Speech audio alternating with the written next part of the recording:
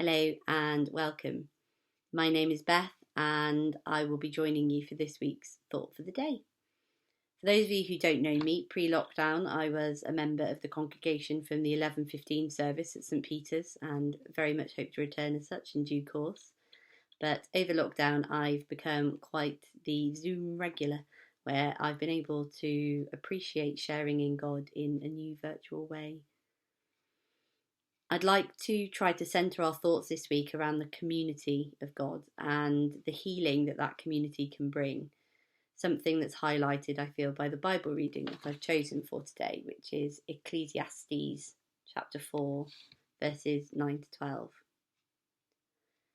Two are better than one, because they have a good return for their labour. If either of them falls down, one can help the other up. But pity anyone who falls and has no one to help them up. Also, if two lie down together, they will keep warm, but how can one keep warm alone? Though one may be overpowered, two can defend themselves. A cord of 3 strands is not quickly broken. This passage speaks of the power of people over person, both in good times and in bad. The reason you're seeing my face today in particular is that today marks the end of Pregnancy and Baby Loss Awareness Week. Those of you who have been coming to our regular online meetings will know that this is particularly poignant for me this year, after we sadly lost a pregnancy back in July following a round of fertility treatment. Tonight, in order to mark the end of this particular week, my family and I will be joining a community of others when we, as part of the wave of light, will be lighting a candle in our front window to remember that which we have lost. This concept of a community of people bound by a similar belief, experience, or history, who come together in order to support and heal, has been well practiced throughout the ages.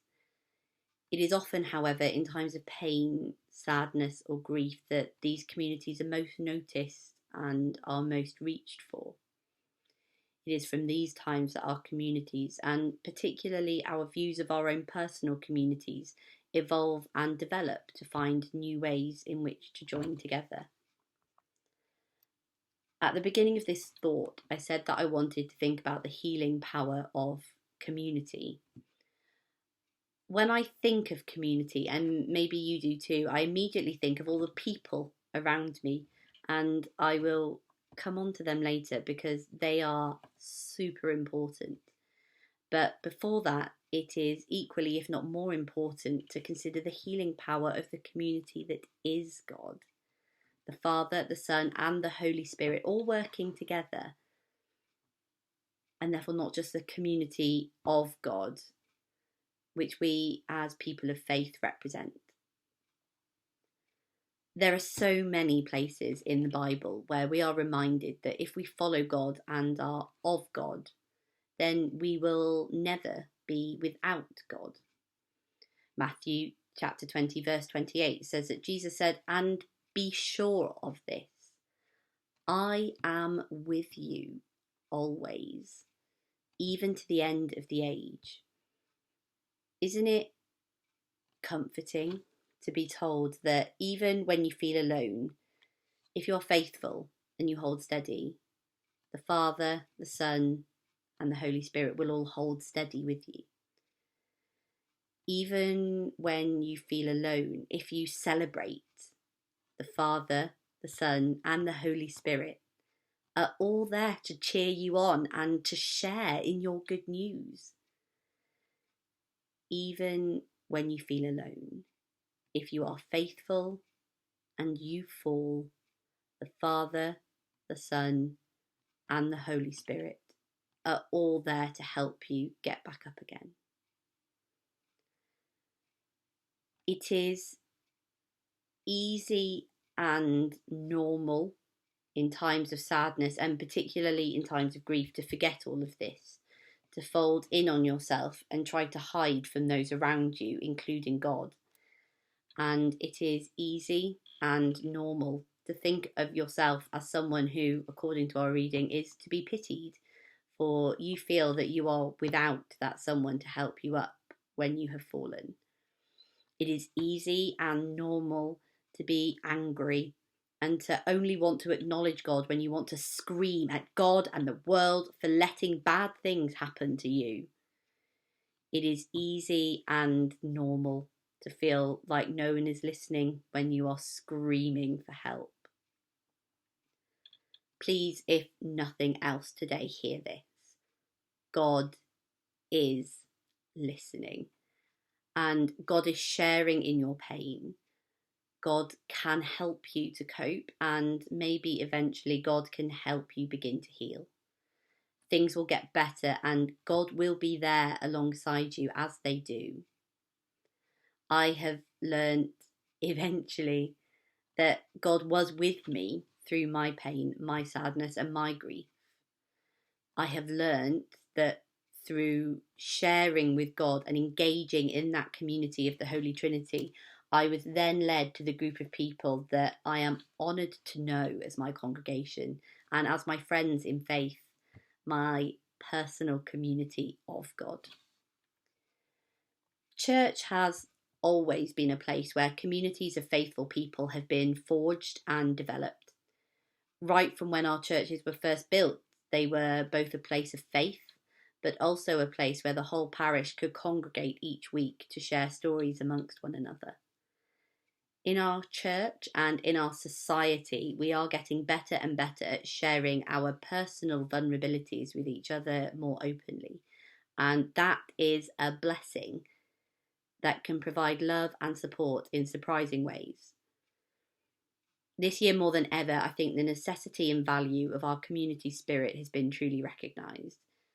The phrase from our reading that two are better than one is such a recognisable phrase outside of our faith, as well as being present in the Bible. But now I think its meaning is truly well understood. Personally, I've found myself increasingly appreciating having others around me, and interestingly, appreciating that power of community outside of church has also led to me being further drawn into a faith that I've only ever considered myself to be on the periphery of. And as a result, I'm finding myself ever closer to God. During the last couple of months, I've been completely overwhelmed by the willingness of many who barely know me, if at all, to pray for and support me through a time when I was at my most vulnerable. It has been amazing and oddly empowering to think that I could walk down the high street and possibly be close to someone who might have prayed for me that morning without my even realising. Someone who took the time to mention me, my family, and my baby who didn't make it to God by name. The sense of being part of a community of faith held me together and surrounded me in love and prayer when I was not able to do so myself. To go back to the reading, I was overpowered, but I was held together as only a fraying strand in a much greater cord. As the weeks have turned into months since I lost my pregnancy, I have often found myself reflecting about how I got through the worst days of my grief. I was incredibly lucky to be surrounded by a loving family and a supportive community, but my faith was what kept moving me forwards in the process. I will always be scarred by my pregnancy loss, but without my faith, I fear it would still be very much an open wound. To take us back to the reading again, I was not quickly broken, for my community was a strong cord around me. But it was God that, when I did break, was leading the charge to help me up again. And it was God who was beside me throughout, come what may, and regardless of the anger and upset I felt towards God during that time. Loving God is amazing. Sharing that love with others who also love God is wondrous.